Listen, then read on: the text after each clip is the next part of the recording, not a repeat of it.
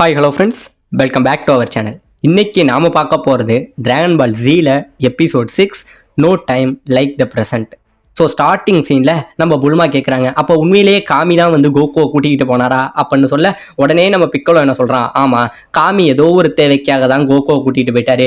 எப்படியோ என்னோட எதிரி கோகுவும் இந்த இடத்துல இறந்துட்டா, இனி நம்ம யாருக்காகவும் போராட வேணாம், அந்த சயின்ஸுக்காக நான் போராடணுங்கிற மாதிரி நம்ம பிக்கோலோ சொல்கிறாங்க. இப்போ இந்த பக்கம் நம்ம கிர்லின் என்ன சொல்கிறான், நம்ம கோகானோட அந்த தொப்பியை எடுத்து வச்சுக்கிட்டு இனிமேல் நம்ம டிராகன் பாலை தேடணும், எப்படியாச்சும் கோகுவை சீக்கிரமே கொண்டுகிட்டு வரணும் அப்படிங்கிற மாதிரி நம்ம கிர்லின் சொல்ல, இந்த பக்கம் நம்ம புல்மா சொல்றாங்க, ஆமா கிர்லின் எனக்கு ஒரு டவுட், இவ்வளோ பெரிய இந்த உலகத்துல இந்த ரேடிட்ஸ் எப்படி கரெக்டா கோகுவை கண்டுபிடிச்சான் அப்படின்னு கேட்க உடனே நம்ம பிக்கோலோ என்ன சொல்றான், அதுவா அதாவது அவன் ஒரு டிவைஸ் ஒன்று வச்சிருந்தான், அந்த டிவைஸ்ல நம்மளோட பவர் லெவல் எவ்வளவுங்கிற மெஷர் பண்றது, அது மூலமா தான் அவன் அதிகமான பவர் லெவல் இருக்கிறதெல்லாம் வச்சு நம்ம கோகுவை ஈஸியாவே கண்டுபிடிச்சிட்டான்னு சொல்ல உடனே நம்ம புல்மா என்ன சொல்றான், இங்கே இருந்து கிர்லினை கூட்டிக்கிட்டு போய் படுத்து கிடந்தான் பத்தியா நம்ம ரேடிஸ், அவனோட தலையில இருந்து அந்த டிவைஸை மட்டும் கைட்டி எடுக்கிறாங்க. எடுத்து பார்த்தவ இவ வந்து அந்த டிவைஸை கண்ணுல வச்சு பார்க்கறா, இவளுக்கு சரியா செட் ஆகல. உடனே என்ன பண்றா, அவளோட டூல்ஸ் எல்லாத்தையும் வச்சு அந்த டிவைஸை எப்படியோ சரி பண்றாங்க. அப்படியே சரி பண்ணிக்கிட்டே என்ன சொல்றா, ஒரு வழியா அந்த டிவைஸை மட்டும் நான் கரெக்டா சரி பண்ணிட்டேன் அப்படின்னா அமைச்சா எங்க இருக்கான் அப்படிங்கறத எப்படியாச்சும் நம்ம கண்டுபிடிக்க இதை பயன்படுத்திக்கலாம் அப்படின்னு சொல்ல உடனே இவங்க எல்லாம் சொல்றாங்க, நீ ரொம்பவே அறிவாளி தான் புல்மா அப்படிங்கிற மாதிரி சொல்றாங்க. இப்ப இவங்க என்ன சொல்றாங்க, சரி அவனை கண்டுபிடிக்கிறதுக்கு முன்னாடி ஃபர்ஸ்ட் நம்ம கோகானை கூட்டிக்கிட்டு போய் சீச்சு கிட்ட ஒப்படைக்கணும் அப்படின்னு சொல்ல உடனே நம்ம பிக்கோலோ பயங்கரமா கோவப்பட்டு கத்துறாங்க. இவங்க கத்துறத பார்த்துட்டு இவங்களாம் ஆச்சரியத்துல இருக்க உடனே அவனுக்கு ஒரு கை போயிருந்தது பார்த்தீங்களா, அப்படியே அவன் பவர் மொத்தத்தையும் கொண்டு வந்து அந்த போன கையை மறுபடியும் வளர வச்சிடறாங்க. இப்ப நம்ம பிக்கோலோ சொல்றாங்க, கோகானை நான் கூட்டிக்கிட்டு போறேன் அப்படின்னு சொல்ல உடனே நம்ம கிர்லின் நல்லா சொல்றான், நீ மிகப்பெரிய அரக்கம், உன்னை நம்பி நாங்க எப்படி அவனை ஒப்படைக்கிறது, அவனையும் நீ கொல்ல பாக்குறியான்னு சொல்லி நம்ம கிர்லின் இங்க இருந்து தடுக்க, அவனை கொல்றது என்னோட வேலை இல்ல, அவனை கூட்டிக்கிட்டு போய் நான் அவனுக்கு ட்ரைனிங் கொடுக்க போறேன் அப்படிங்கிற மாதிரி நம்ம கிர்லின் சொல்றாங்க. உடனே புல்மா வந்து, அவனுக்குடியா நீ ட்ரைனிங் கொடுக்கணும், உன்னோட எதிரியோட மகன், அவனுக்கு ட்ரைனிங் கொடுத்தா அதுல உனக்கு என்ன லாபம் இருக்குன்னு நம்ம புல்மா கேட்க அப்பதாங்க அவன் சொல்றான், அதாவது இந்த சண்டை அப்பதான் அவனுக்குள்ள நிறைய மறைச்சிருக்கிற சக்தி இருக்கு, அந்த சக்தியை வச்சு அவன் கிட்டத்தட்ட சயான்களே அழிக்கலாம், இவ்வளவு சின்ன வயசுல அளவுக்கு அதிகமான சக்தி அந்த பையங்குள்ள இருக்கு, அதை மட்டும் அவனுக்கு கரெக்டா கண்ட்ரோல் பண்ண கத்து கொடுத்துட்டோம் அப்படின்னா சயான அழிக்கிறதுக்கு அவனும் நமக்கு உதவியா இருப்பான், அந்த திறமையை நான் எப்படியாச்சும் என்னோட ட்ரைனிங்ல வெளில கொண்டு வரேன், அதனால அவனை நான் கூட்டிக்கிட்டு போறேன் அப்படின்னு கேட்க உடனே நம்ம ரோஷி என்ன சொல்றாரு, நீ அந்த பையனை கூட்டிக்கிட்டு போகணும்னா அவங்களோட அம்மா கிட்ட தான் இதை பத்தி கேட்கணும் அப்படின்னு சொல்ல, இல்ல இப்ப எனக்கு அதெல்லாம் நேரம் இல்ல, அவனுங்க இன்னும் ஒரு வருஷத்துல அந்த சயின்ஸ் கூட்டம் எல்லாம் இங்க வந்துகிட்டு இருக்காங்க, அதுக்குள்ள நான் இவனை வந்து எப்படியாச்சும் வந்து ட்ரெயின் பண்ணணும் அப்படின்னு சொல்லிட்டு அவங்க கையில இருந்த கோகானை இவனோட பவர் மூலமா அப்படியே பறக்க வச்சு இவன் கைக்கு மாத்திக்கிறாங்க. இப்ப நீங்க சொல்லுங்க, கரெக்டா ஒரு வருஷம் கழிச்சு கோகு அவனோட பையனை பார்க்கலாம், அதுக்குள்ள நீங்களும் கோகுவை கொண்டுட்டு வந்துடலாம், அதுக்கு அப்புறம் இவனோட அம்மாவா இருக்கட்டும் யாரா இருக்கட்டும் இந்த பையனால பார்க்க முடியும், அது வரைக்கும் இவனை நான் தான் ட்ரெயின் பண்ணுவேன் அப்படின்னு சொல்லிக்கிட்டு இவன் இங்கே இருந்து கோகானை தூக்கிக்கிட்டு பிக்கோலோ கிளம்பி போயிடுறாங்க. இப்ப இந்த பக்கம் இவங்களுக்குள்ள ஒரு பேச்சு, ஆமா இப்ப இவன் வேற இப்படி தூக்கிட்டு போயிட்டான், இப்ப கோகான் போனதை யாரு சீச்சுக்கிட்ட போய் சொல்றதுன்னு சொல்லி இவங்கெல்லாம் பயந்துகிட்டு இருக்கானுங்க. இப்ப இந்த பக்கம் சொர்க்கம் மாதிரி ஒரு இடத்த காட்டுறாங்க. இந்த இடம் எப்படி தெரியுங்களா, அதாவது இந்த பூமியில இறந்த ஆன்மாக்கள்லாம் இருக்கு பாத்தீங்களா, அந்த ஆன்மாக்களை சொர்க்கத்துக்கு போறதா இல்ல நரகத்துக்கு போறதாங்கிறத பிரிச்சு ஒரு வழியாங்க இந்த வழி. இங்க ஃபர்ஸ்ட் ஆன்மாக்கள் வந்துட்டு தான் அடுத்த கட்ட ஒரு இடத்துக்கே போகுமா. இப்ப இந்த பக்கம் ஒரு மிகப்பெரிய ஒரு ஆளை காட்டுறாங்க, நல்லா பாத்துக்கங்க, இவரோட பேரு தான் யமா, அதாவது இந்த இடத்த ரூல் பண்ற அந்த ஆளு. இப்ப இவருகிட்ட நம்ம காமி பேசுறாருங்க, ஆமாங்க நம்ம கோகு இறந்தான் பாத்தீங்களா, அவனுமே நம்ம காமி கிட்ட தான் இருக்கான். அதாவது நம்ம காமி இங்க எதுக்கு வந்திருக்காரு அப்படின்னு பாத்தீங்கன்னா, இங்க மிகப்பெரிய ஆளு, அதாவது கிங் காய்ங்கிற ஒருத்தவர் இருக்காருங்க, அவரு தான் வந்து ஒரு மிகப்பெரிய கடவுள் போல, அவருகிட்ட ட்ரைனிங் எடுக்கிறதுக்காக தான் நம்ம கோகுவை வந்து கூட்டிக்கிட்டு வந்திருக்காங்க. அப்படி கூட்டிக்கிட்டு வந்தவன் என்ன சொல்றான்னா, கிங் யமா, அதாவது இந்த கோகுங்கிற பையன் ரொம்பவே ஸ்ட்ராங்கான பையன், இப்ப பூமிக்கு ஒரு மிகப்பெரிய அச்சுறுத்தல் வருது, சயான்ஸ்னு சொல்லிட்டு பல பேர் பூமி அழிக்க வந்துகிட்டு இருக்காங்க, இவன் மட்டும் கிங் காய் கீழே ட்ரைனிங் எடுத்துட்டான் அப்படின்னா எப்படியாச்சும் சயான்ஸை வந்து அழிக்க முடியும், பூமியையே காப்பாற்ற முடியும், அதுக்காக தான் இவனை வந்து நான் கிங் காய்க்கு கீழே ட்ரைனிங் எடுக்கணும், அதுக்கு நீங்க தான் உதவி பண்ணணும், நீங்க தான் கோகு எப்படியாச்சும் அனுப்பி வைக்கணும் அப்படிங்கிற மாதிரி நம்ம கிங் யமா கிட்ட கேட்க உடனே அவர் என்ன சொல்றாரு, ஸ்னேக் வேவை தாண்டாதான் இவனால அது முடியும், ஆனா இந்த இவனால அது முடியுமாங்கிறது தெரியல, அது ரொம்பவே ரிஸ்கான வழி அப்படின்னு சொல்ல, நீங்க எதை பத்தியும் கவலைப்படாதீங்க, அதெல்லாம் இவன் ரொம்பவே அசால்ட்டா பண்ணிடுவாங்கிற மாதிரி கிங் காய் சொல்றாருங்க.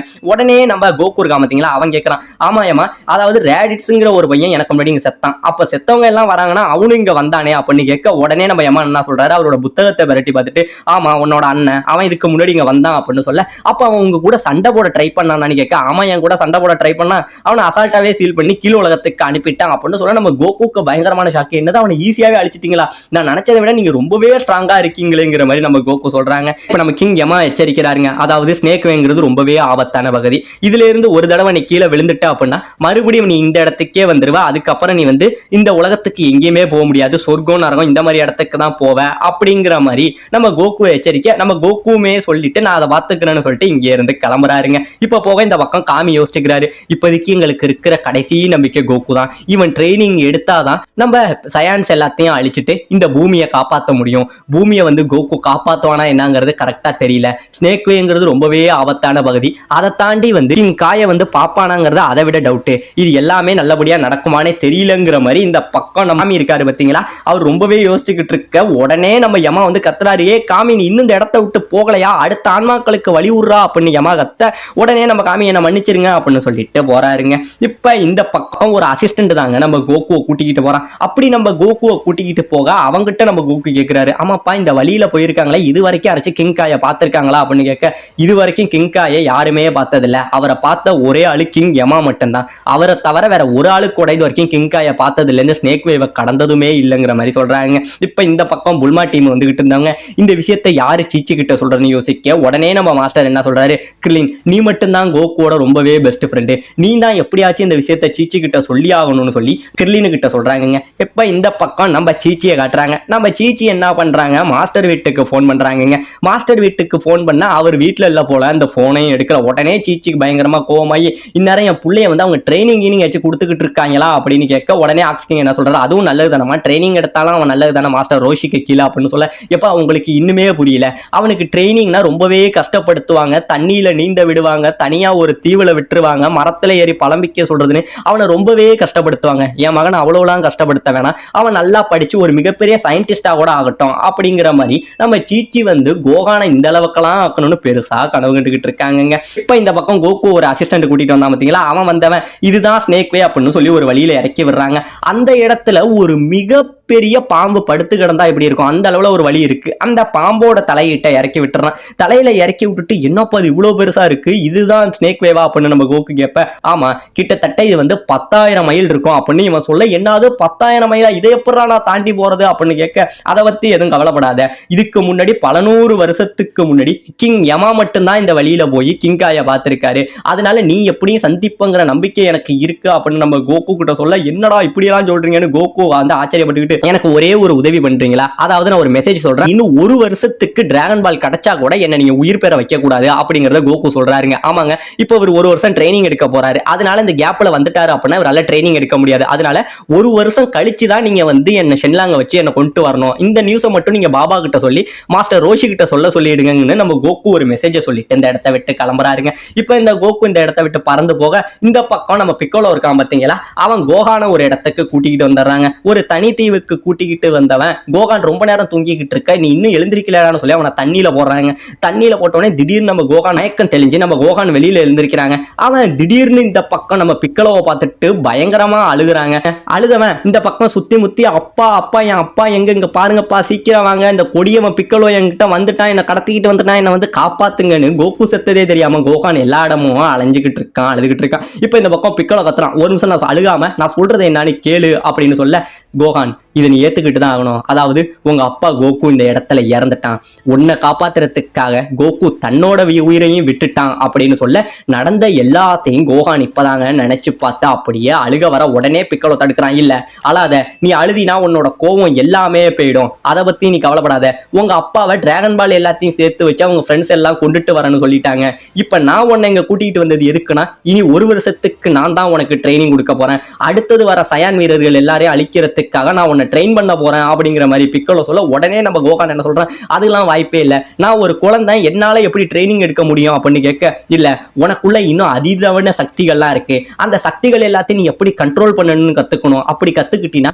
நீனும் எங்களுக்கு உறுதுணையா இருந்தா அந்த சயான்ஸை எதுக்கலாம் அப்படின்னு சொல்ல, என்னாலலாம் அது முடியாது, எனக்குள்ள எந்த ஒரு சக்தியுமே கிடையாது அப்படின்னு நம்ம கோகான் சொல்ல, அப்படிங்கிறியா இப்ப பாரு உனக்குள்ள சக்தி இருக்கான்னு நான் காட்டுறேன்னு சொல்லி இங்க இருந்து நம்ம கோகானை தூக்கி ஓங்கி வீசுறாங்க. இங்க இருந்து காத்துல பறந்துகிட்டு கோகான் வந்து எதுக்க உள்ள மலையில மோத போயிட்டு இருக்கான். அப்படியே போய்கிட்டு இருக்க திடீர்னு கோஹான்குள்ள இருந்து ஏதோ ஒரு சக்தி ஒண்ணு வெளிப்பட்டு அந்த எதுக்க உள்ள மலையில அடிக்க இந்த இடம் மலை சல்லியா நொறுங்கி போயிடுதுங்க. அப்படியே நொறுங்கி இந்த பக்கம் மலை இருந்ததுக்கு அடையாளமே தெரியாம போக பிக்கோலோ அப்படியே நடுங்கி போறாங்க.